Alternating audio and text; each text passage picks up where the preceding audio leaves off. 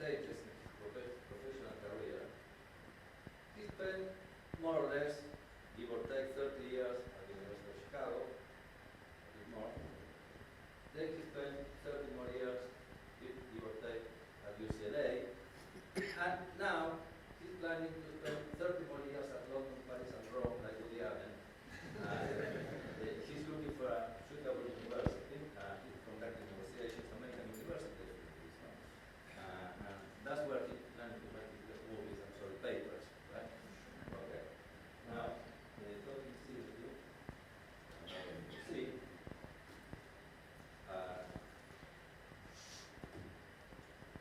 where do I start? Many Argentinians had gone already in the 60s, late 50s to the University of Chicago, mostly from Tucumán.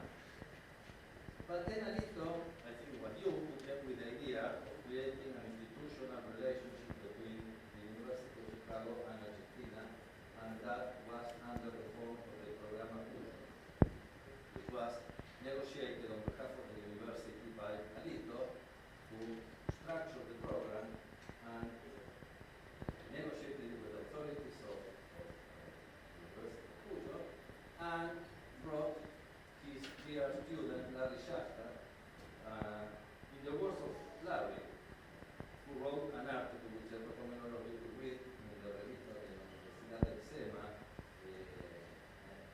2011, in the history of the Programa Cuyo. Larry said, Programa Cuyo formally began in August 1962 with the arrival in Mendoza of Professor Arnold Harberger. So that was like the first formal arrival of Alito into the Pampas, or the Andes. And me as the director of the program at the tender age of 27. That tells you something already about Alito. He was already placing his students in faraway lands. Okay? Larry is from South Dakota, no? Or was from South Dakota. So he ended up in Cuyo. Okay? He moved to Argentina. Now, Alito participated in what I believe, because I was there, in my opinion at least, in what I believe were the golden years of the University of Chicago, the 60s and 70s. They were very particular years. The university has changed a lot, has changed people. Okay? I like them, those who are now, like now, they are thanks for everybody. They all keep getting our prizes anyway. But at that time, we had Friedman, Jacob Weiner, George Stigler, Lloyd Meltzer, Ted Schultz, Harry Johnson, Robert Fogel, Larry Becker, Bob Mandel, and many others. They are all very, very, very, very significant names. It was a very peculiar, intuitive Chicago. Mathematical economics was being conducted in Berkeley or in MIT. Chicago was the intuitive place. But you went to the basic idea, you felt economics.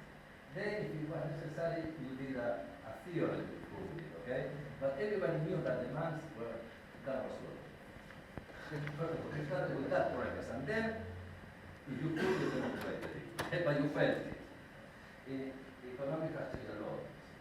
There is much more competition, more economy, more schools, and mathematics is winning the race, most likely, for my take. I remember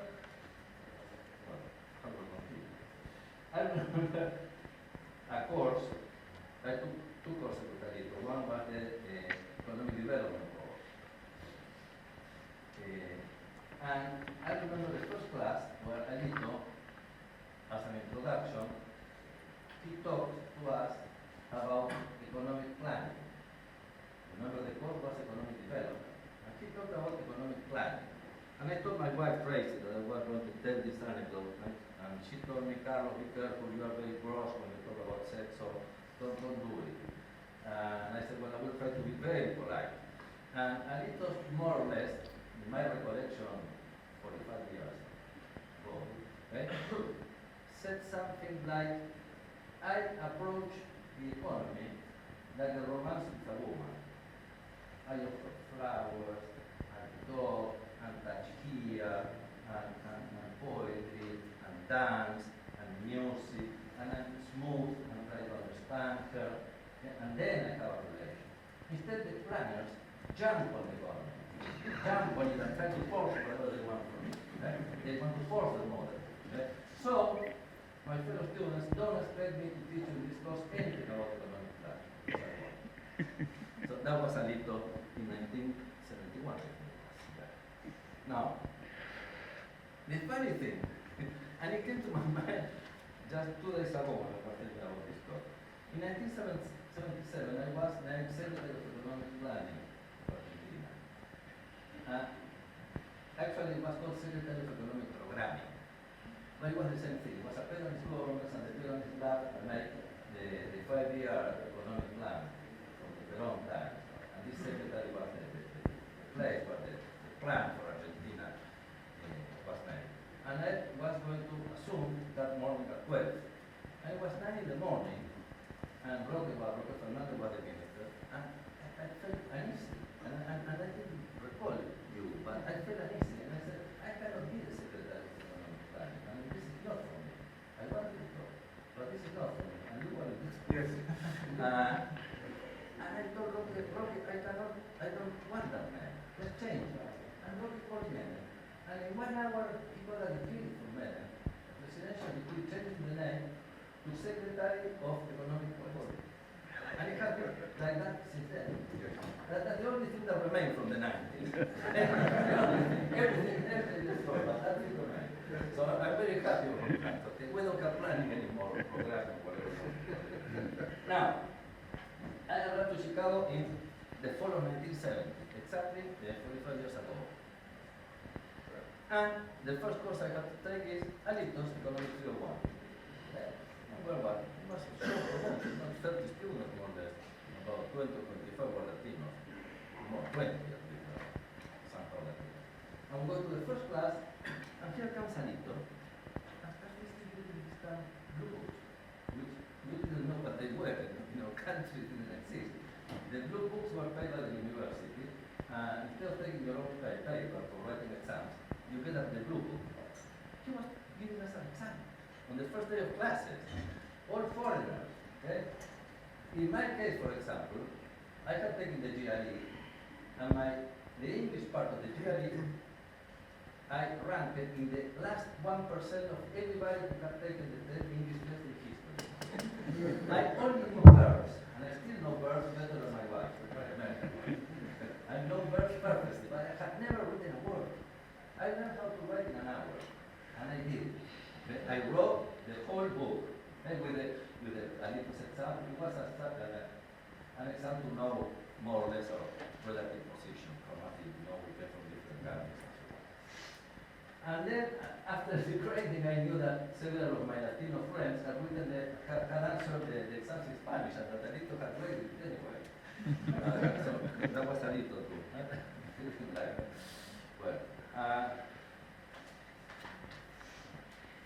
But we had panic. I mean, we were not expecting an exam from Arnold Harberger the first day of class. That happened. Alito, I look at the Wikipedia page, and this is the first thing which is written there. He was more than a friend, a counselor, a friend, I don't know. He was everything to the students. He was not only a teacher, right? He was a very dear friend. Like Larry Chapter, who unlike Harvey Johnson, and like the Hyde Park environment was very, very special. Very special. We were completely isolated in the 70s, and I assume in the 60s. In the 60s it was even worse, I guess. Okay? We had many parties and many celebrations, and we had good drinks, and we talked after the seminars, and parties at Alito's home. And Alito was very friendly with the foreign students, particularly with those who were alone, and men who didn't have families, men were singles. And I spent with my family, I had twins, 2 summers taking care of Alito's house. And I have to talk about Alito's house. He probably forgot already. You were talking about your Los Angeles house, but you had a house in Chicago, in Hyde Park. It was a few blocks from where Malcolm X, the famous Black Panther leader or something like that, okay? So that neighborhood was beautiful. The guys were surrounding us with the horse Morgan guys with afro looks and guns and what have you. I mean, but it was very cool. You know, Chicago was literally surrounded by this type of activities. It had a basement. You made it while I was there. Beautiful basement, but we made a party. Now, so every Friday, yes, or Friday, Saturday, I used to go to my friends, not a promotion. Mostly Latinos, but and there was music and music and whatever. And talking, we would, I mean, drink until 5 o'clock in the morning and we were still talking about economics, about conversation, I remember one night, myself dancing tango with the wife of President Frey of Chile. Neither me nor her could dance tango. That is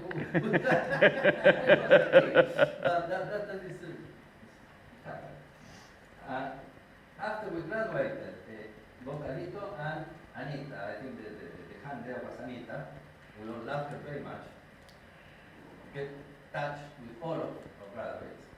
Anita kept a record of all the addresses and telephones and what have you, positions of all the Chicago work. And every year we sold the Christmas card, several of you must have received it. And Anita, of course, kept a professional relationship with many students. Just to finish, he's written so many works and in so many areas that, I mean, he won't have time to talk in his career. So I would have mentioned two who impressed me very much. Okay? Probably because of my formation.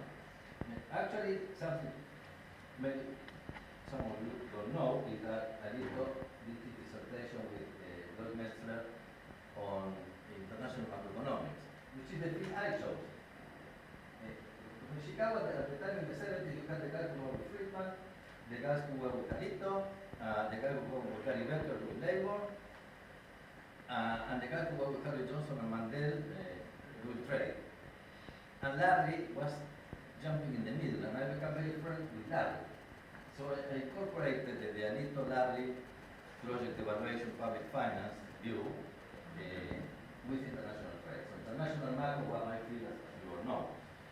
One paper of Alito that really interested me very much at the time, very elegant, the case of the three numerators. It was a beautiful piece, corporation economics, okay? But useful for consulting. I used it in I don't know how many countries. Very good paper. And another one which I could find, I googled it and it has disappeared. You should put it somewhere. It was handwritten, I think, at the time, and you never published it. It was called The Effects of an Evaluation in Chile. You remember the paper? You never published it. I think it was published in Chile. It was published in Chile, okay. And it's the first time that somebody tried to conceptualize the effects of the evaluation in the nominal exchange rate on the real exchange rate. And that was at the time in Chicago something completely new, even for the international trade crowd. Okay? Max Gordon was just starting to write the Australian model and so on, and here you were already saying that, yeah, the nominal devaluation makes inflation, but there is a real exchange rate, and the inflation may be less than the devaluation, and so on. So, okay, a little, only one more thing. This man just flew from Queen's University in Canada. He just finished teaching a course, a summer course that he teaches for the last 30 years or so, also. Okay? And he also teaches French. And he just flew to see us. So, thank you, Victor.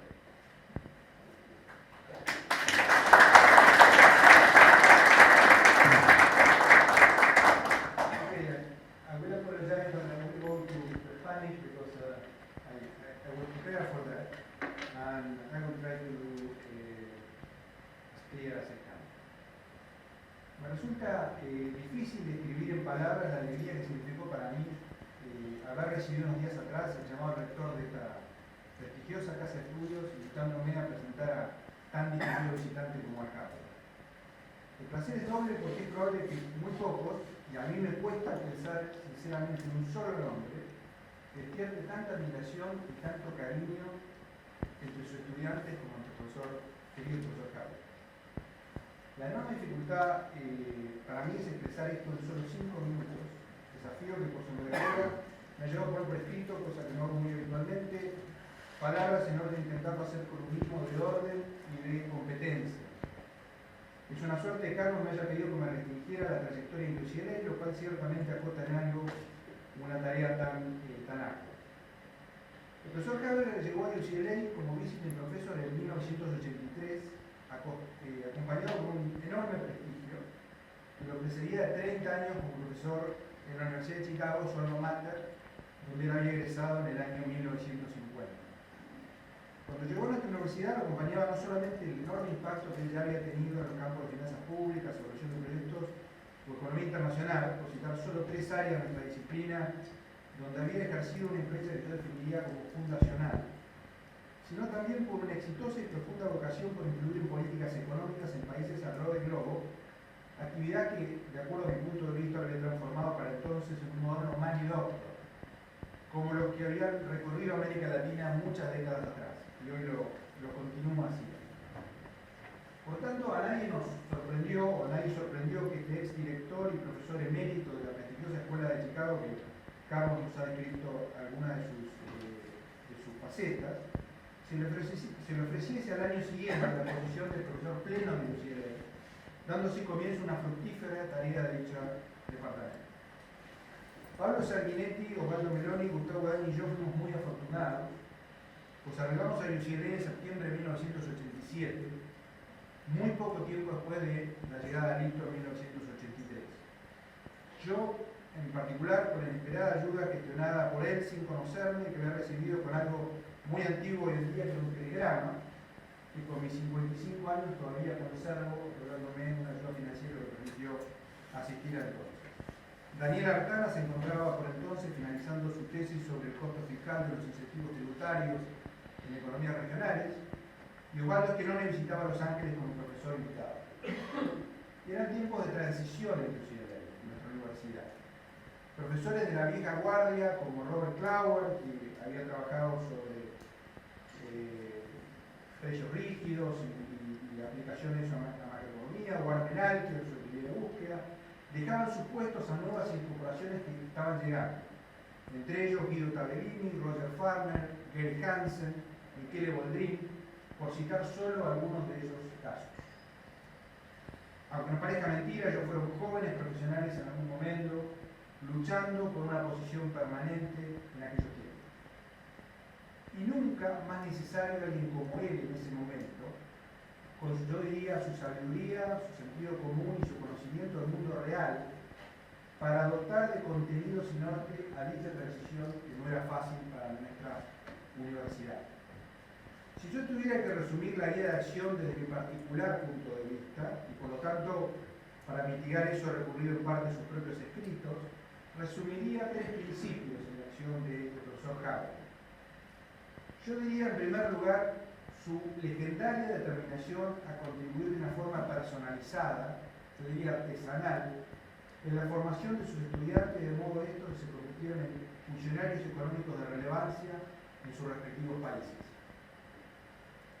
Si bien yo creo que el profesor Harberger está muy orgulloso de sus estudiantes que se habían destacado en el mundo académico, como Gregory Chow, Glitches, Nadlow, Sebastian Edwards, el mismo Robert Lucas, quien hizo su tesis con él, era imposible no notar que lo que realmente lo enorgullecía era aquellos que habían logrado transformar la economía de sus países, como Chile o México, por citar solo 2 ejemplos muy diversos entre sí, de diferentes puntos de vista. Y para nosotros era imposible no notarlo y que esto se transformara en una especie de mandato. En segundo lugar, e interconectado con el punto anterior, la idea que el economista tiene un papel como difusor y defensor de las buenas ideas económicas. O sea, difusor y defensor de las buenas ideas económicas. Por tanto, impulsaba a los economistas, en estas épocas de cambio, a participar de los debates y tratar de influir en el diseño de políticas económicas sólidas. En una universidad donde la técnica comenzaba a alcanzar una nueva prioridad, que es un aspecto al cual Carlos tangencialmente se refirió, Arnold Harberger, con un número decidido de colegas, entre los que voy a destacar a Sebastian Edwards como uno de los más relevantes, alerta constante a no abandonar este papel fundamental de los economistas. En tercer lugar, y de acuerdo a mi interpretación de algunos escritos de Alito y lo que recuerdo de aquella época, la concepción de que un economista profesional practica lo que predica. O sea, que otro principio es practica lo que predica. Un mensaje que contiene un fuerte contenido ético. El imperativo alejarse de la molicie y dar consejos agradables, pero inconsistentes al político de turno, y con igual entusiasmo, lo importante me parece hoy en día, de toda frivolidad que nos conduzca a recomendar soluciones falsas, pero que suenan muy ingeniosas y creativas, en particular para quien las recomienda. Por el contrario, en una convocatoria usar herramientas sólidas basadas en principios fundamentales de la economía, en orden a abordar muy buenas respuestas prácticas aplicadas a los problemas que nos plantea nuestra vida profesional. Con esto voy terminando. Déjenme advertir que si a esta altura de la exposición alguien piensa que esto es lo único que Alito estaba haciendo en este momento, no era así. Enseñaba 3 cursos emblemáticos en ese momento en la universidad. Recorría Asia, los países en transición de Europa del Este y de su querida América Latina, que siempre quisimos pensar ocupaba un lugar muy destacado en sus afectos. Siempre brindando sólidos consejos, consistentes consejos de integral. Y por si fuera poco, publicaba y mucho. Entre ellos, me gustaría señalar 3 piezas de envergadura, como su artículo The Search for Relevance in Economics y sus Secrets of Success, los 2 publicados en American Economic Review en 1993, en esas épocas, y sus imperdibles Letters to the Younger Generation, que fue publicado por la revista de esta casa. Traigo estas publicaciones a su atención porque, entre tantas otras, las mismas contienen una visión muy elaborada sobre política económica y el papel de los economistas en su puesta en práctica, razón por la cual me permito recomendárselas enfáticamente. No puedo terminar esta ciertamente muy completa reseña sobre los años de Alito y UCLA sin tener un breve pero emocionado recuerdo a quien contribuyó a lo largo de todos estos años a su incansable tarea. Entre paréntesis, y antes de hacerlo, me pregunto, citando a un colega economista que soy muy cercano hoy en día, si el profesor Harberger alguna vez descansó o solo variaba las tareas que emprendía para no aburrirse. Mi homenaje entonces ahora a su inseparable Anita, de quien recibimos tantas muestras de generosidad y cariño muchos de los que estamos acá presentes, y que recordarlas hoy, creo, personas grandes todavía nos conmueve a todos. Hoy, con sus jóvenes 91 años, Alito nos visita en una Argentina que continúa con un largo y autoinfligido declive económico. No viene una vez más para seguir compartiendo su sabiduría como lo ha hecho con nosotros. Viene, creo yo, esencialmente a proporcionarnos un ejemplo de vida. Gracias, Alito.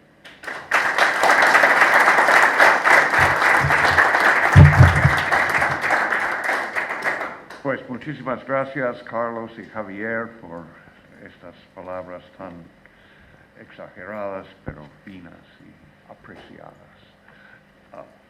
So I'm going to talk in English because we have time constraints and I have to be ready to move as fast as I possibly can.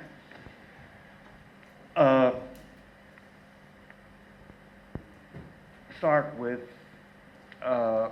in the world of economics, public finance, it's just amazing how much progress has been made on the tax side.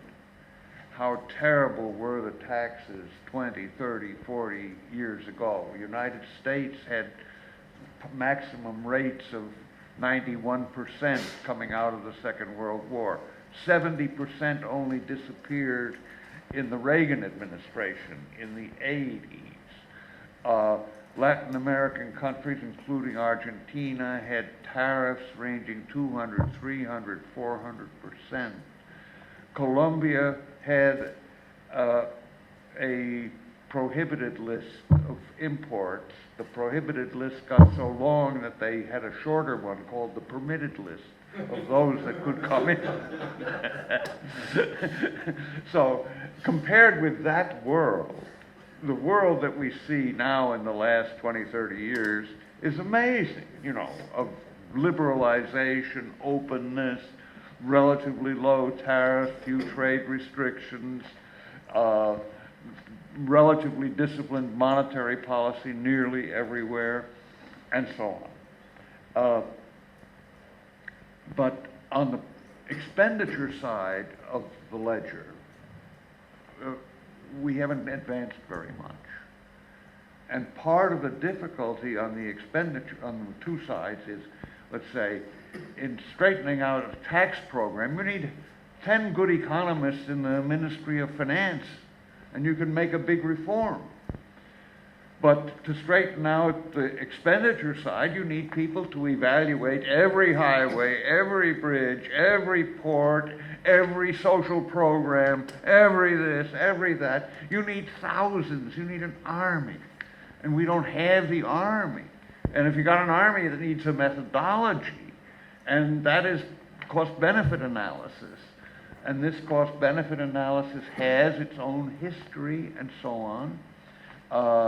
It really got its biggest push in the 1960s, worked up for a while, and then more or less got abandoned until quite recently, when there is a new set of interests in cost-benefit analysis coming in many places around the world. So this talk has to do with a key aspect of cost-benefit analysis, which is namely the discount rate that should be used by the representatives of society in deciding the worth or non-worth of public investment programs.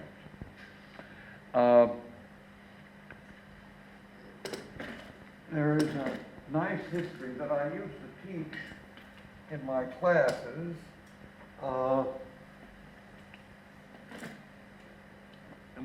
Way back, there were two schools of thought. One was that when you have a public investment, you should consider its opportunity cost to be that of private investment, let's say 12% real. And another group said, well, that is gross of all kinds of taxes, and at the end, the actual investor is only getting 4%, and that is his marginal rate of time preference, and that's the rate that we should use. Now, in my classroom example, we had corporation and property tax taking half of this, and then we had personal income tax taking a third of that. So this would be rho, the marginal product of capital. This would be I, the market interest rate. And this would be R, the marginal rate of time preference. And that was the story that I took. Now, we had these guys who wanted to use this rate, and we had the guys who wanted to use that rate, and I and a number of others in the middle and late 60s used a model of saving and investment. You had a saving schedule, you had an investment schedule, and you had a thing like this, and this would be the 12%, and this would be the 6%, and this would be the 4%. And when you entered with a new demand for funds, you would displace some investment, and you would stimulate along the savings schedule some savings. So let's say this is 75% is displaced investment, 25% is newly stimulated savings. We say we want a weighted average. When the country is deprived of the real rate of return of 12% because we're not doing these investments, that's the cost, 0.75 times 12%. And when savings are stimulated, the supply price of those savings is something that has to be considered a proper cost. So we take 25% times 4%. And by magic of my choice of examples, that comes out to 10%. So that's nice. So, but think of it now in a different way.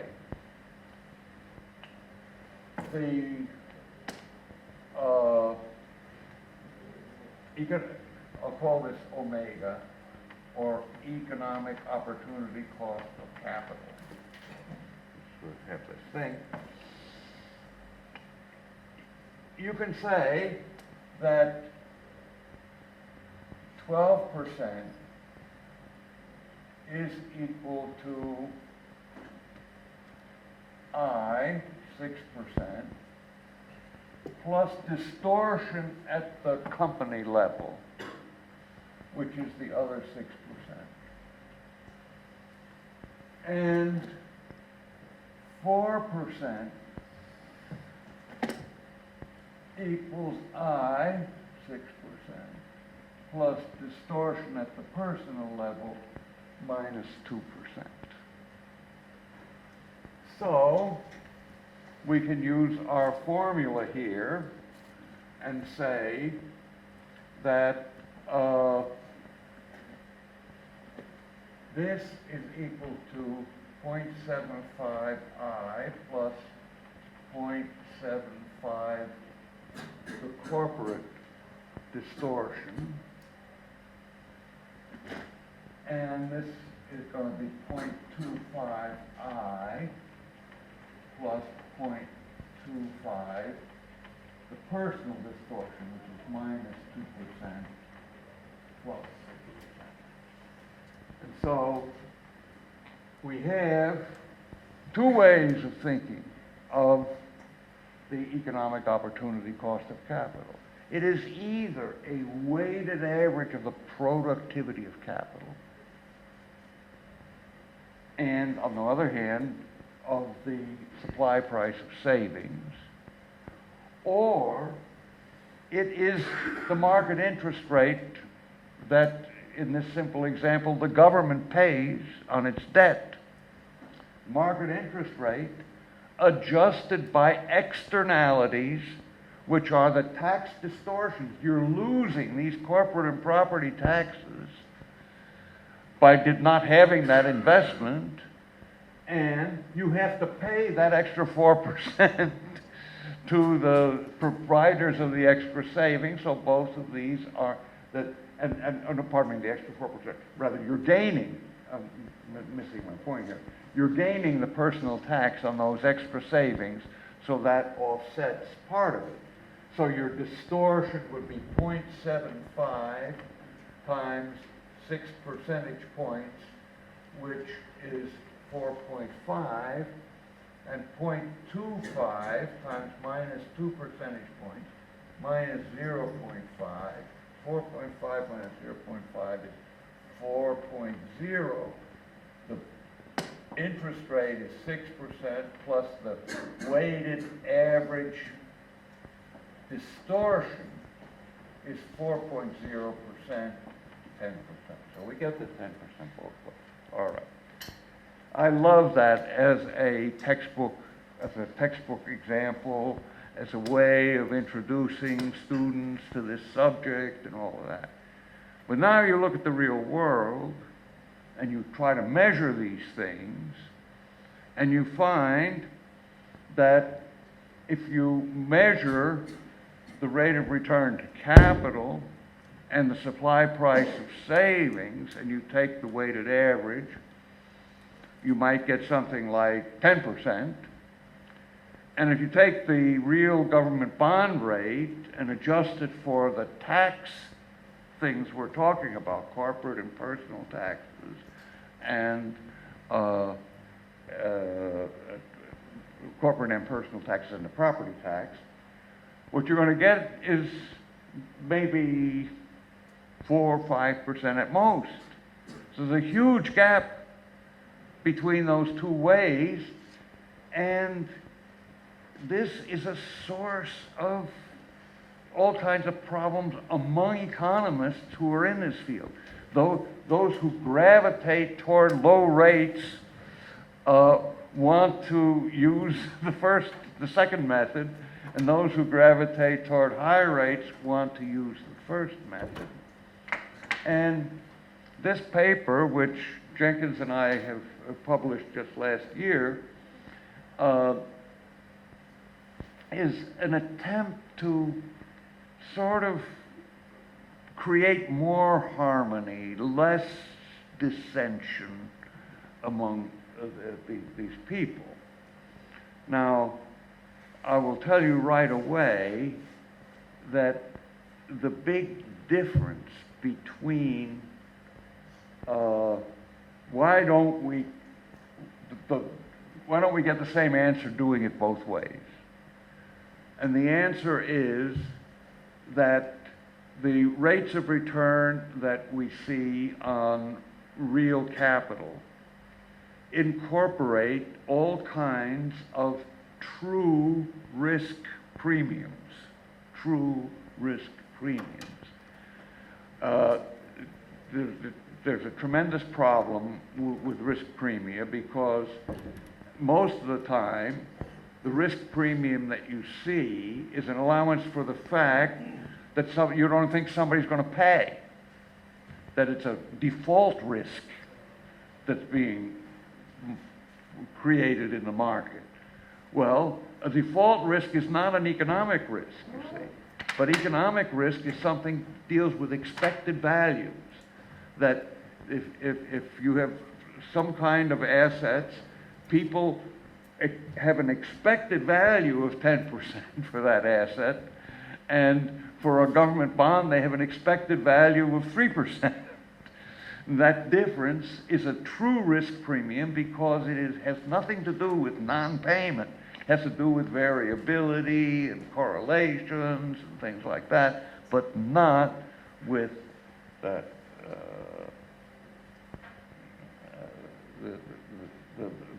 non-payment story. So,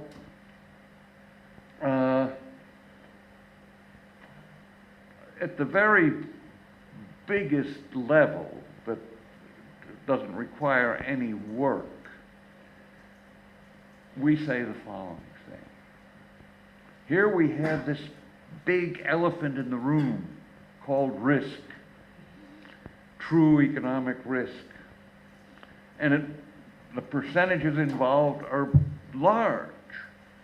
And in much of the finance literature, they call it the equity premium puzzle.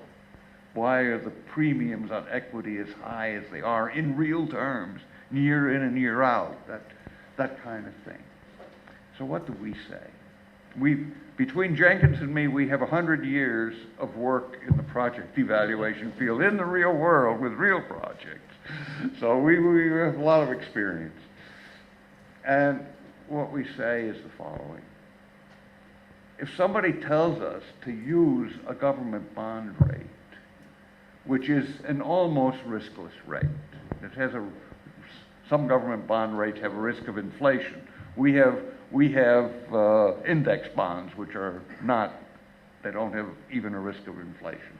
So you could use a rate like that. But if we were asked to use a rate like that, what do we have to do? We have to take every project, every airport, every bridge, every agricultural program, and build its profile in the future. And ask, how does this profile correlate with the rest of society's portfolio? And try to derive a risk premium for this and that and the other project. And we don't know how to do this, and we don't know anybody who knows how to do it. It's not just that we don't know. So how do we get around this thing? Well, we say, let's, instead of fooling around with trying to do major risk premium adjustments for every single government project or expenditure, let's instead use an interest rate that incorporates average risk. And when one incorporates average risk, then we're challenged only by the projects that are really low-risk projects and high-risk projects. And how do we deal with them? Well, the old-fashioned way, we scratch ourselves and come up with a number, but we know if you're a real-world economist, you know how much you have to do that, scratching, in order to get things done. You know, that you can't take a national income account and fill in only those parts that you have good information, and you leave the other ones blank. You got to fill in every part. And so it is with all kinds of economic work. So we are accustomed to using our judgment, and we don't apologize for using our judgment. But we certainly don't want to be thrust into a situation where we got to use judgment much more than a sensible alternative way of thinking would lead us. So the big message of our story is, let us, instead of working with riskless rates, let's work with rates that incorporate average risks. So now we get to the main point of this paper. We're trying to get an idea of the orders of magnitude of these rates that you have, and we certainly aren't going to start that process by making minutious studies of 100 different countries in order to write this paper. But we have a wonderful thing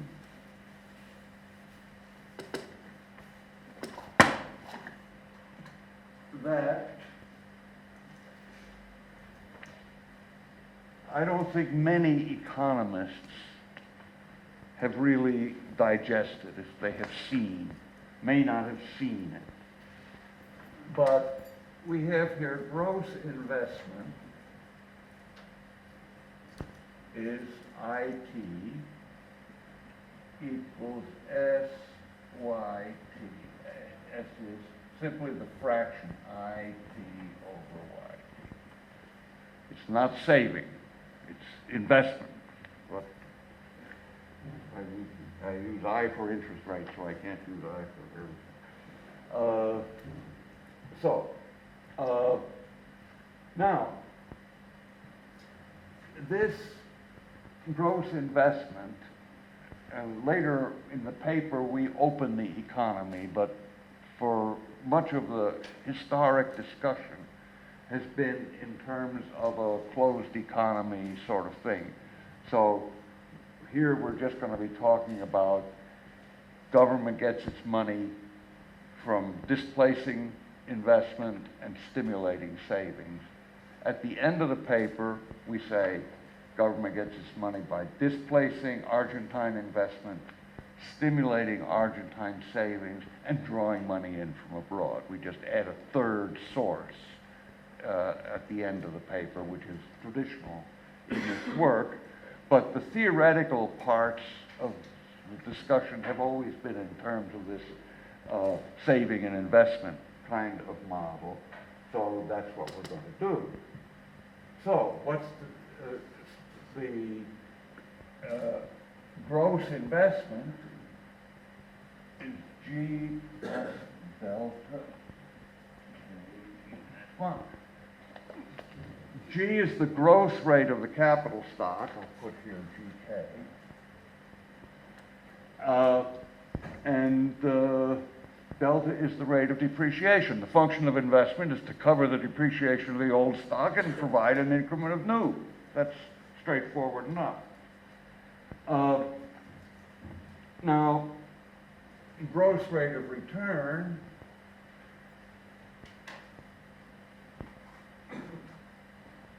is rho plus delta is return to capital over stock, which should say reproducible capital, stock of reproducible capital. But we're going to start here with return to capital because that's what we measure in the national accounts. This is now a second part of our story. The people who've been playing this game, they sometimes let's say, well, let's pick rho from the stock market. And let's pick R from what people get on government bonds or from banks. And we'll take a weighted average of rho and R that way. We don't like that.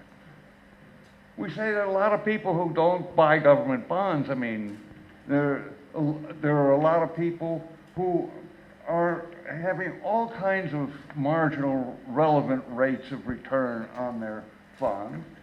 Let's use the national income accounts, find out how much income comes from capital and where it goes and what are the relevant rates that way. So that's what we're doing, and we're saying this return to capital is AY. A being the share of capital in the GDP. And so now we come to what is a kind of a neat twist. We start with the idea of a balanced growth. Well, most growth models end up with balanced growth in the sense in which I am going to tell you. And that balanced growth means the capital stock is growing at the same rate as the GDP. That's all. So we use that, but we later make an allowance. Suppose capital is growing 2% faster than the GDP or 2% slower than the GDP, and we can easily make that adjustment. So there is no sense in which our calculations and whatnot are dependent on somehow you're always in this perfect growth.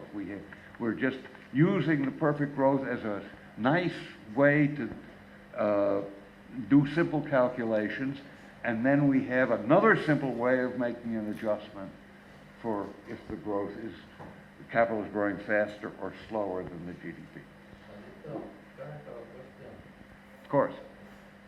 Return to capital, accrued or realized? It's Because GDP. Yeah, but what does GDP measure? Because if you have debt, Well, one interest rate, but you don't pay it, and you're in the courts. So somebody thinks it deserves it, but it didn't collect it. We will come to some of that. The first thing I want to say is that there is a kind of an automatic element in the GDP, which is corporate savings or business savings, which generates capital gains in shares. So that Martin Bailey wrote a paper on this subject how many years ago? In the 1950s probably, or early 60s, in which he explored historically in the United States to what degree were corporate savings reflected in real appreciation in stocks. And he found pretty good, like 8.88 correlation or something like that. But anyway, I'm just saying that source of capital gains is built into this national accounts way of doing it. So, what we end up with is we get the rate of return is A G plus delta over S, all of that minus delta. And then we consider, see, we can get estimates of rho now for countries just from 4 parameters.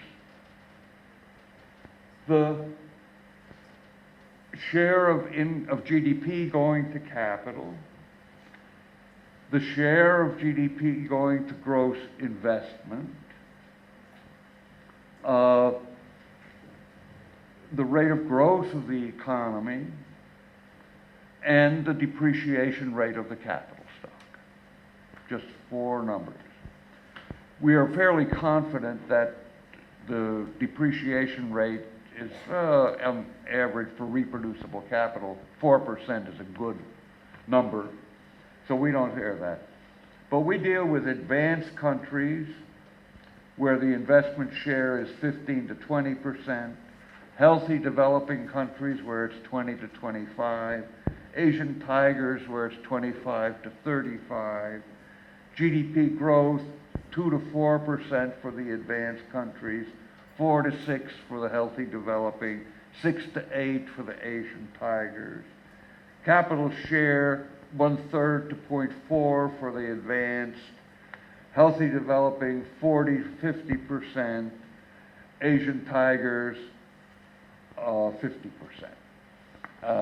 So I read these numbers just to show you we're covering plausible spans in one category or another.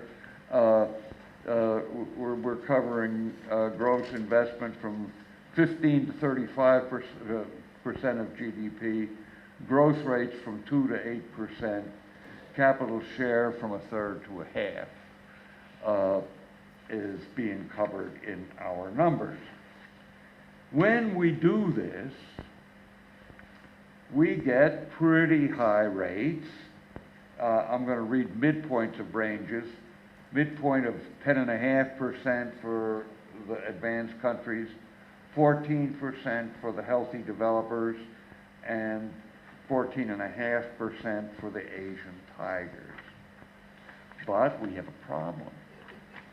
That the capital stock that we're measuring includes all kinds of public investment. It includes the roads that are not toll roads and don't yield any cash return whatsoever. Includes public buildings that are just there and so on. So what we want to do is to, we have the return being the return to remunerated capital, and we have a stock which has remunerated plus non-remunerated capital. So we want to exclude the non-remunerated, and we use data on the fraction of investment that goes to public non-commercial investment in many countries, and that leads us to consider that I think it's 1/4 of the investment, 1/4 of the capital stock is non-productive. So that automatically raises these rates of return to higher levels. The middle rates are now 13% for advanced countries, 17.5% for the healthy developing, and 18% for the Asian tigers. Now we've done this measurement for Mexico, by the way, for remunerated capital in Mexico, and we started in the 1970s, and got up to the middle 2000 decade, and it never got less than 20% real. And this is the number that I was talking earlier, got to be 30% in the Cristiani years in El Salvador. So we know that the high rates of return are there. But this is kind of scary. And we've got to now, we've adjusted the denominator of the capital stock, but we haven't adjusted the numerator. The numerator are the returns themselves. Well, what's the first thing? The returns that we measure from the national accounts include the return to land. And we either have to we build up our capital stock by building it up from actual data on gross investment. So we don't have land in there. We get the investment in making an irrigation ditch, but we don't get the land itself. So in order to deal with that problem, we make exclusion of the returns that come in the national accounts to land. And our basic line is roughly 1/3 of agricultural product we attribute to land, and 1/10 of the rental value of houses and commercial buildings we attribute to the land under the buildings. So we take those numbers out of the high rates of return that we have just mentioned. Then we have another thing that economists all know, but probably forgot 2 years after the basic course where they learned it. But it has to do with monopoly markups. And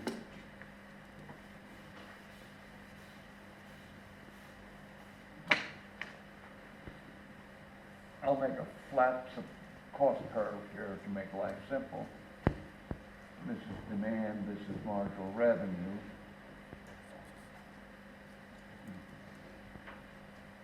And this is monopoly profits. Now this cost curve includes the return to capital, the normal return to capital. The monopoly markup is like a tax. The monopoly markup is done for every factor of production. The value of its marginal product exceeds its marginal cost by the monopoly markup. So the monopoly markup is really kind of an excise tax. We treat it as a value-added tax with the assumption that materials enter into production in relatively fixed proportions. That's a very convenient assumption and gets you out of big input-output problems, having to chase things around through input-output tables. So with that assumption, we say this monopoly markup is being spread between two, capital and labor. The fraction is mu, the extra tax, so to speak, that goes to monopolists. The thing is that the national accounts have this as part of the return to capital. And we don't want to have the tax on labor to be incorporated as part of our return to capital. So we have to take out mu times wages bill, return to labor. We take it out. So that's the next adjustment that we make.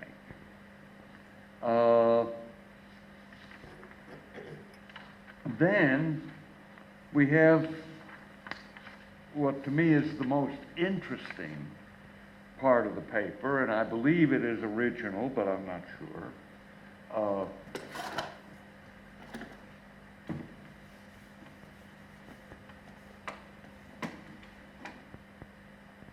I know it's not copied. That I am sure. But other people often find the same thing that you're finding at around the same time, and there's many, many examples of that in the world. And so anyway, those of you who study economics again, you're used to and marginal product is P sub L and marginal product is capital K. It's the derivative. So you have sort of K over L, and you have here marginal product of capital. And when people measure the return to capital in those models, each factor gets paid its marginal product, and with homogeneous production functions, the payment of factors according to marginal product adds up to the total product. So the marginal product is a good way of getting the average return. Okay. So we say, well, what does that assume? It assumes that all your investment, your new investment is being made at the margin here. But we know the real world is not like that.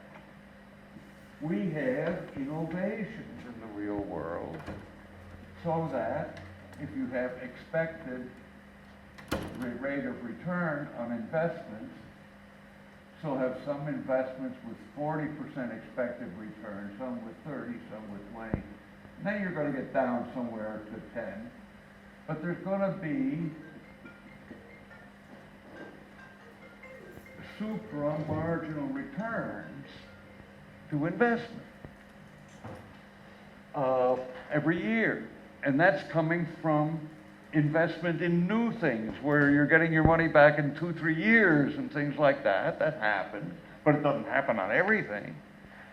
And those extra returns are what we tend to be dealing with when we measure total factor productivity increase. We're trying to measure these extra returns. Well, it turns out that lambda is delta TFP is going to be the share of labor times the growth rate of output minus the share of labor times the growth rate of labor minus the share of capital times the growth rate of capital. There's that kind of thing, and everybody knows that. What people don't know, many don't know, is that this thing has a dual. This lambda equals the share of labor times the growth rate of real wages plus the share of capital times the growth rate of the return to capital minus the growth rate of price of the product. So what does this tell you? That if you have a real cost reduction, which is my term for TFP improvement, any real cost reduction is what we're really measuring. So you have this real cost reduction. Who gets it? Well, some of it's going to go to labor, some of it's going to go to capital, and some of it's going to go to the customers. If this is a competitive enterprise, the wage that the guy has to pay is rising in the market. He doesn't determine that wage, the market determines that wage. The price of his product is being determined in a competitive market. So this actual real world growth rate of the rate of return is a residual. He is the residual claimant in this market. And that's kind of the story that happened. Now, but think of an innovation, even in a competitive market. Somebody finds a new rotation for agriculture and they try it. Who makes that money in the beginning? He does. So in the beginning, the residual claimant is getting this thing. We have him getting it all in the first year. And then we have market forces are working. People are imitating, but also just wages are rising and prices are going on their own thing. So we have capital getting a time path like that. We know that in the long run, the rate of return to capital gets back to the normal rate. So this is kind of an extra bite that comes out of this part of what we measure in the return to capital. But it isn't at the margin, it's inframarginal each year. Anyway, with my little formula, it turns out that those numbers that I mentioned, the A, S, G, and delta, that those numbers don't only determine the rate of return, they tell you how much is real cost reduction.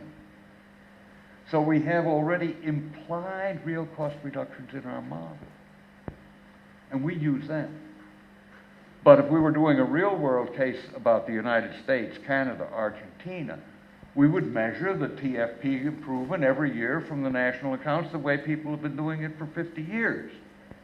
Just the rate of growth of capital, rate of growth of labor, and rate of growth of output are the inputs that we get from the actual data.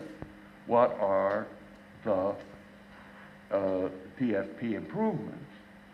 And so we are saying we are not going to count as marginal profits 100% of this year's TFP improvement, 75% of last year's, 50% of year before, 25% of year before that. And after that, you're back to normal. And the kind of numbers that we get would be almost the same if we had a pattern like that. They would get bigger somewhat, but if we had a pattern like that. So it doesn't have to be this triangular thing. And we're getting an order of magnitude that's intuitive and sensible doing it the way we do it. Well, we have an allowance for investment-related costs of financial intermediation, which is too tiny for me to want to talk about. So, in any case, when we make these adjustments, we are reducing growth. And then what we have to do is to make allowance for the taxes that are being paid. And for that, we're very happy, very lucky that the IMF has in its public finance publications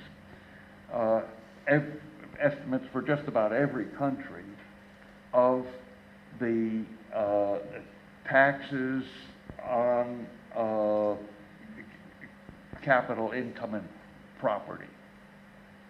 So we made an adjustment on the basis of the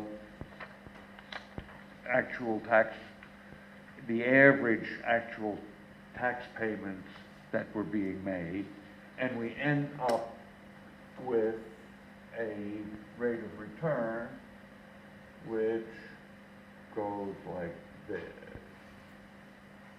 Okay.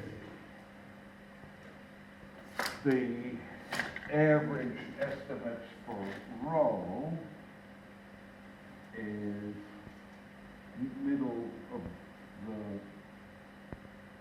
the advanced, healthy, developing,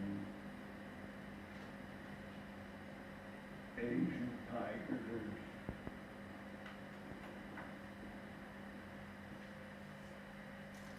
And then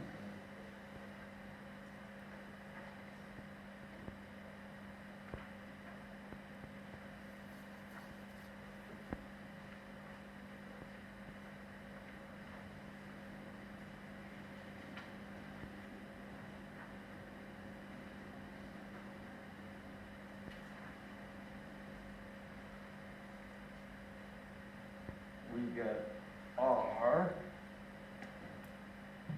for 070, 108, 105.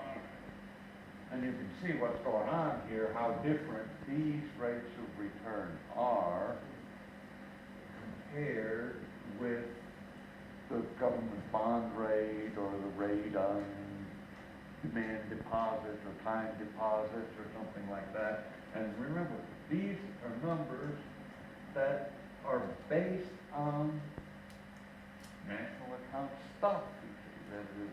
Somebody's in there, somebody's getting that money. And we have them getting a lot of money, numbers about 20%, 18%, so on. We take away things for land, for monopoly, for inframarginal returns to investment and all of that, and we still get numbers that are pretty high. And finally, we have using also marginal cost of foreign funds.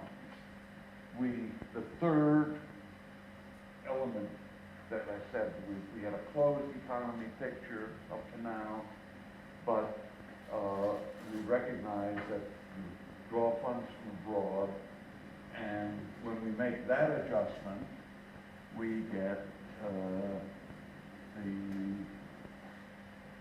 midpoints of the marginal economic opportunity cost of capital is 08, 094, 100. So we say around 8%, around 10 for the advanced countries, and quite a bit higher, not quite a bit higher for the healthy developing and the Asian tigers. And there's many other aspects of this paper that I would like to bring out, but I'll just make one point. Some of you may know of people who have used a so-called Ramsey equation,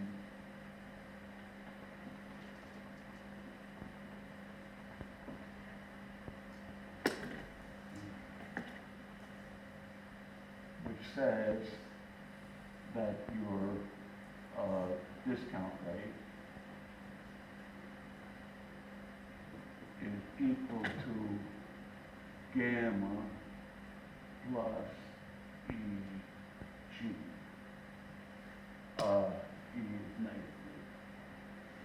Gamma is your internal rate of time preference. People have lived with that equation for a long time, and it's built on what I feel is a totally crazy idea that people have an internal rate of time preference. That I am living now in the United States, where if you buy a short-term government bond, you're lucky to get 1%. You don't even get 1% on your savings account in the bank, okay. I also lived in Chile in 1975 to 1981, when the best estimate, the best investment you could have made in Chile in that time was to put your money in a financiera, in a rollover 30-day account. And it was producing real returns of 2 to 3% through that, almost that entire period, a month, 2 to 3% a month through that entire period. And the stock market didn't beat it, investing in foreign securities didn't beat it, investing in land didn't beat it, nothing beat that. So when I was in that time, I told Milton Friedman about this one time when I came back from it. It can't be true. I said, well, it is true. He said, well, it can't last. Well, it didn't last forever, but it lasted quite a while. and I bought, actually, central bank indexed bonds with a 20% internal rate of return indexed with 15-year life. So it wasn't just 20% for 1 year or 2 years. It was a tremendous thing, you know. And in that time, I used to go and see my students, and I would say, show me your shirt collar. They show me, and it didn't have any frayed. It wasn't frayed. I said, why isn't it frayed? Why should it be frayed? You're supposed to invest your money in government, in these central bank bonds. You're not supposed to be buying shirts. Let me see your shoes. No holes in the bottom of the shoes. Why are there no holes in the bottom of your shoes? You should be buying these bonds.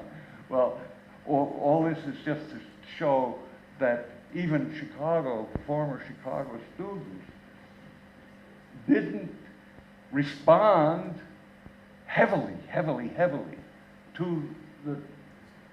by adding to their savings, for even though the rates of return that were available in the market on those savings were very high. I'm convinced that the supply curve of savings, they have a slope for sure, but that they're not like that, you know, nowhere near like that. That they are substantially inelastic, and as the interest rate changes, your marginal rate of time preference moves to equality with the interest rate. That's what economics tells you, and that's why this Ramsey approach is wrong. But what these guys do is they take the national rate of growth and they make an assumption about this, and they make another assumption about this, usually 2 or 3%, and then they get a discount rate out of that. But I think that has zero supportability from good economics. Well, I'll stop there. Okay. I guess I have to call them. You want to get some questions? Okay, and as many as you want, as long as it... Guys, keep going. Okay. Voy a empezar con algo de a medida que iba desarrollando la metodología, yo permanentemente trataba de mirar nuestras cuentas nacionales de Argentina, y un poco la conjuntura. Y me estaba imaginando posibles tesis de algunos alumnos tratando de trabajar sobre esto. Y me surgen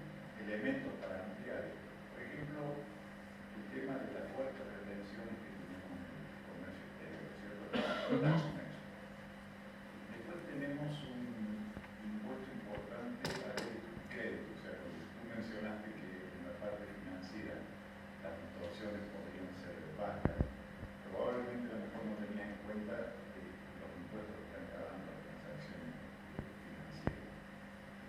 Y el otro punto que también debe ser complicado es cómo se manejan las restricciones cuantitativas de la economía, ¿cierto? Por ejemplo, del cepo al comercio internacional, que estas cosas, por ejemplo, productos que no se pueden importar o exportar, y que van a estar permanentemente afectando lo que debería ser el retorno bruto al capital. Digo, mirando, me imagino que Argentina no es el único país, pero pienso que en otras partes del mundo estas cosas también existen. No. ¿Ustedes han pensado Yeah, un poquito de but esto? let me answer a bit on that. The first thing is that this is not a study in tax policy. You know, it's a study of rates of return and of what should be the discount rate on the government thing. Now, what's going to happen is if you have a bad tax policy, you could be having a GDP which is only 60% of its potential, okay? But what are we measuring? We're measuring what people are getting in that situation. And that, we're not asking what might they get if, we're asking what are they getting given the entorno in which they find themselves. So I think that would be my main comment, that it's part of our job as economists to try to point out places where policy can be changed to make things better, and second, to try to fight to get that happening, which is much harder than pointing out. Yes. Where in that model would you account for corruption?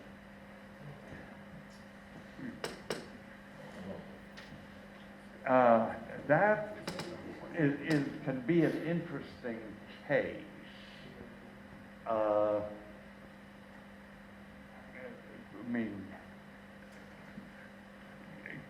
I can believe that there are countries in which there is a significant amount of corruption and where the national accounts are pretty well done. I don't see that the corruption automatically contaminates the national accounts. There are plenty of people who think that when you have a lot of restrictions, the evasion of those restrictions, which some people call corruption, is actually helpful to the health of the economy instead of the reverse.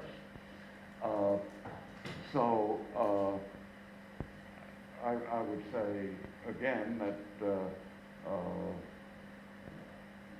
what we measure is what is actually generated there, but there is a point that fits into this thing. What about the hidden income? What about the fact that the national accounts are not capturing this reality properly?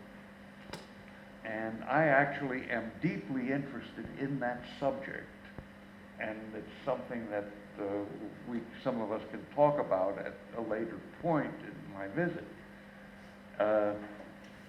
It's this, that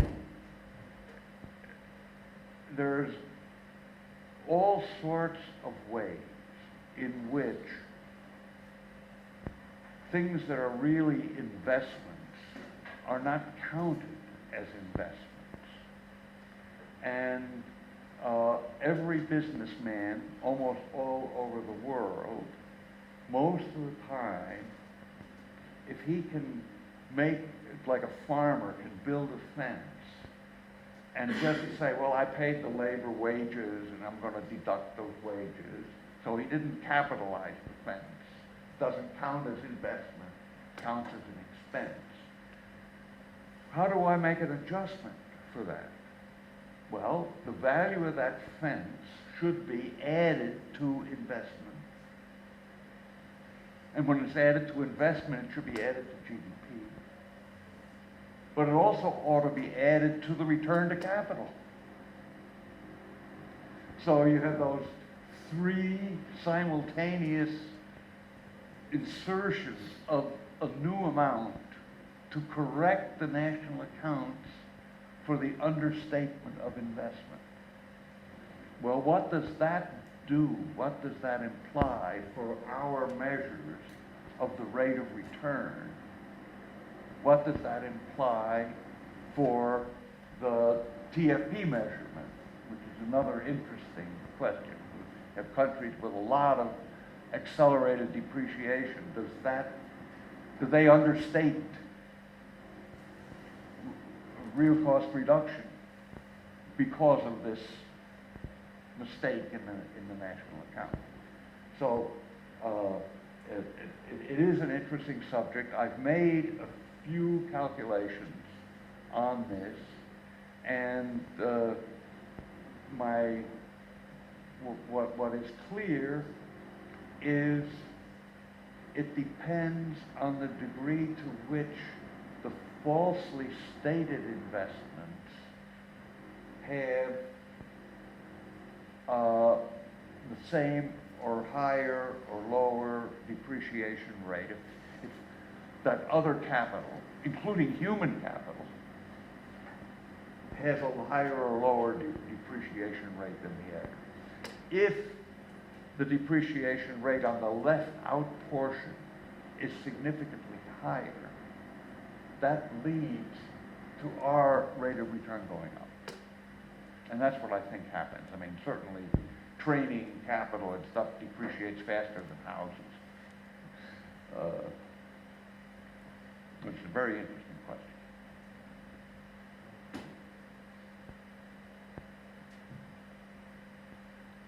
Yes. As you know, Professor Harberger, our tax system is very different from the United States.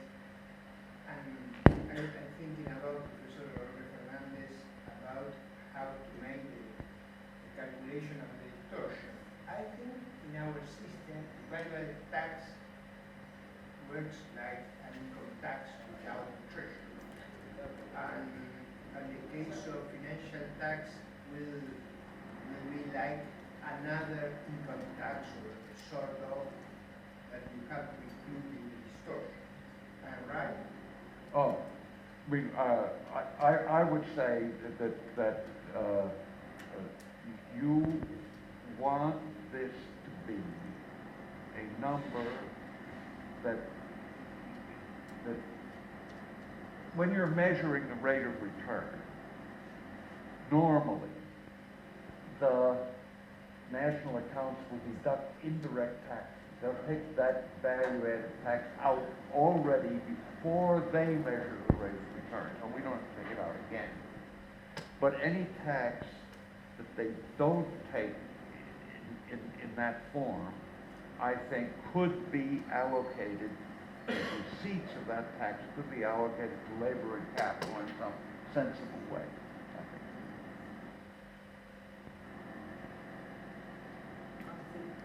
Sort of puzzled by something you said about practically you don't believe in the existence of the concept of the social rate of and the private rate of discount. That an internal discount rate. Yeah, No, yeah, I believe in this concept, the savings schedule concept. And I started thinking that the composition of savings certainly depends on differential interest rate between assets, but total savings, in your view, wouldn't. And I sort of tried to mix that with the life cycle theory of savings. I mean, societies say, for some reason, that may not depend on the rate of return. What you're saying is that people would save the same at 1% or at 10%.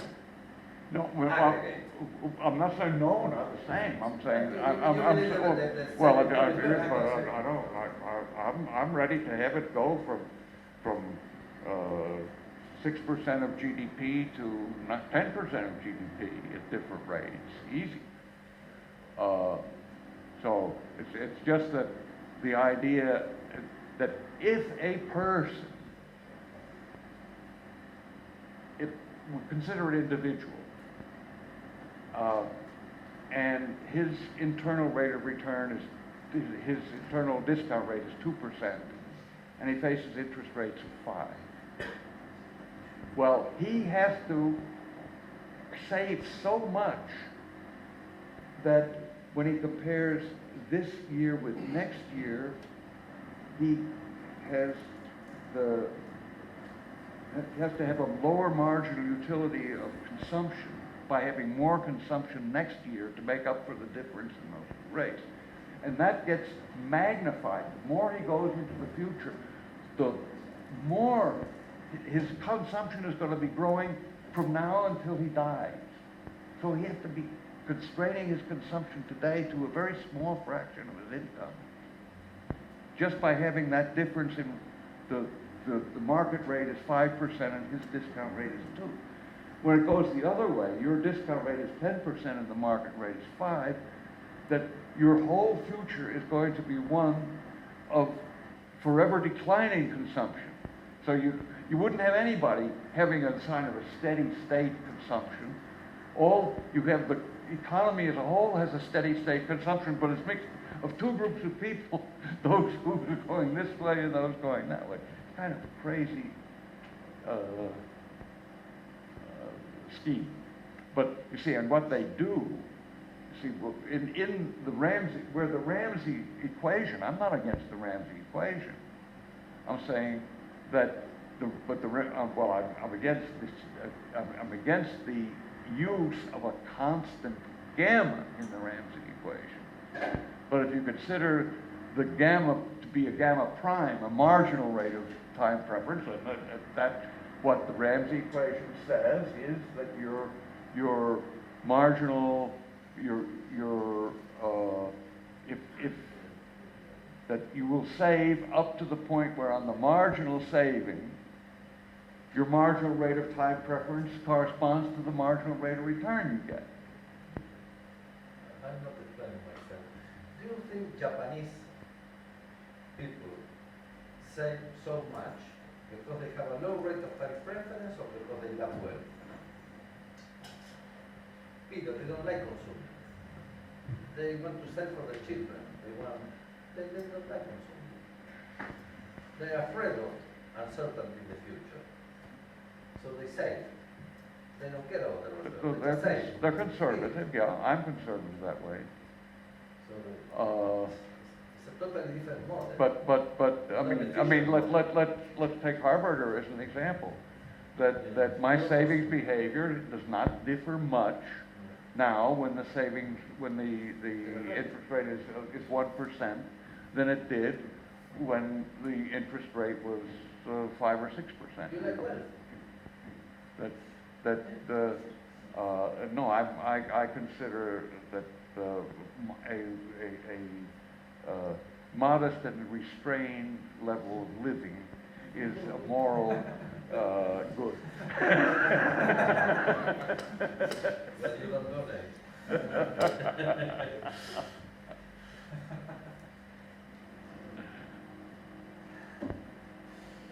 Doctor, Yeah. a question. I don't know if you are noticed that in Argentina, actually, sovereign bond can give you up to 18% a year tax-free for persons, not for Nominal? 18. Nominal? $1. Yes. Dollar? Yeah, dollars. Ah. And that's tax-free for persons. Mm-hmm. So what do you think is that in this populist model, what is happening, all the richness of the state is going to individuals. But those individuals are not common people, because a lot of people, common people, just go to the banks and make a time deposit in pesos and get a rate, a real rate of return, well under the real inflation. So for most people, they don't have access to this 18% annually in corporate bonds. So what you see in this model? Well, I mean, my guess is that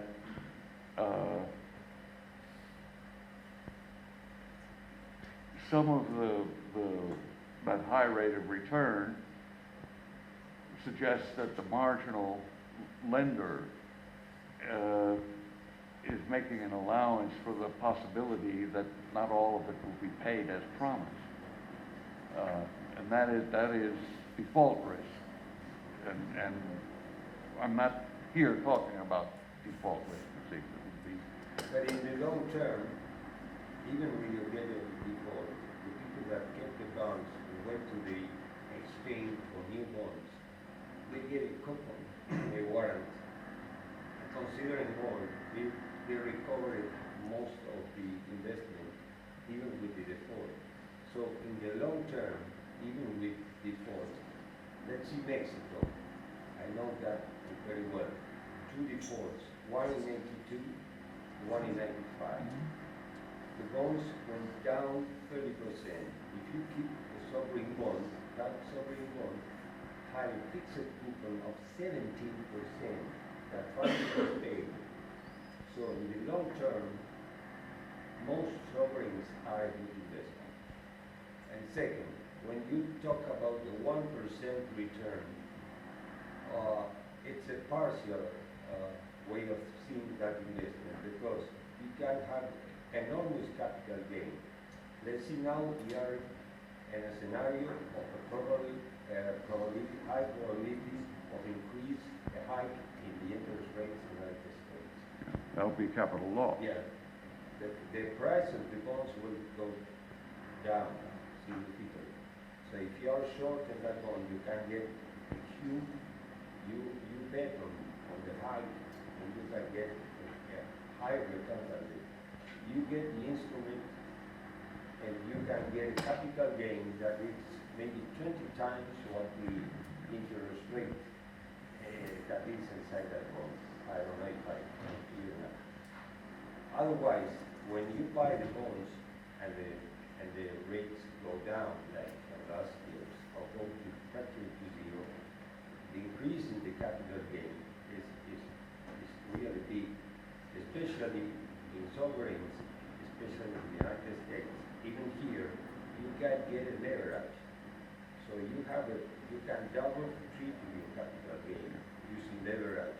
And using leverage for a Yeah, but let me just say that we're trying to say when the government builds a road and it measures the benefits of the road as, let's say, the saving in time for commuters coming in from the suburbs and going out in the evening, that saving in time has market value, and that's the benefit of this road. Well, if that benefit amounts to only 1% per annum of the amount we're investing in the road, we don't want to do that road. If that benefit amounts to 15% per annum, we certainly want to do that road. And we're trying to get the critical number where I'm saying 8%. That if we get an 8% return on that road investment, we should do it. And if we get a 6% return, we should not do it. Now, I don't see where the issues you're talking about of speculating on bonds and shorting this and doing that has any bearing on my problem of choosing that rate that I should use as the critical rate for roads, bridges, investment in human capital, whatever else that the government might be doing with its money. That's a reason why we don't invest in other things that in financial products. Because if you have a real service company or a real product company, you don't get it a return, you are losing money now.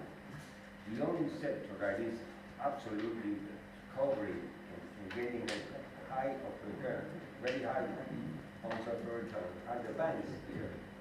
Banks here earning money, and the rest of the country is losing money. You see? So this is a transfer through the very high rate of interest and spreads from the real economy to the Japan, Yeah. the service company. And but what I want to say is, sometimes for a vertical model, you use these rates, but in the real life, there are other things. Maybe for a small. Yeah, we have this in every country in the world. That there are at every time there are speculations that people make that turn out to be right. And when they turn out to be right, those people really collect. There are also a lot of people, every time somebody's shorting, somebody's on the other side of that transaction, and they're losing their shirt while the other guy is gaining. It's So- Soros. It's Well, short. it's just whatever is the other side loses. He always is short. Yeah. Even if it wasn't studied. But I think we're running out of Now, time. what was the story there, the number? You got a 0.97 and a 0.70 in A, column A, for example. Yeah. The difference is the income tax, That's the taxes. the income tax. The taxes The on monopoly tax capital, and the the income total tax. tax on capital, that difference. Now, which one do we use to evaluate more bank projects? 97 or 70? No, we use this. This is what was, this was our 12. This was our 4. 0.8 is the weighted average of the. This is our weighted average.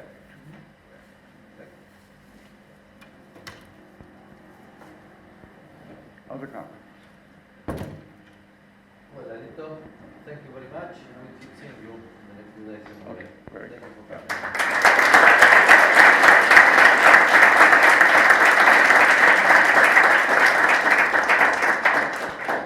Por supuesto, están todos invitados, creo que el martes que viene, ¿no es cierto? Hay otro seminario.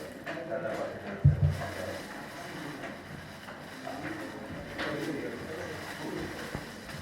Thank you for answering my question. Okay, well, But don't think that getting a high rate of interest is always a speculation. I think it's optimistic. well, I mean,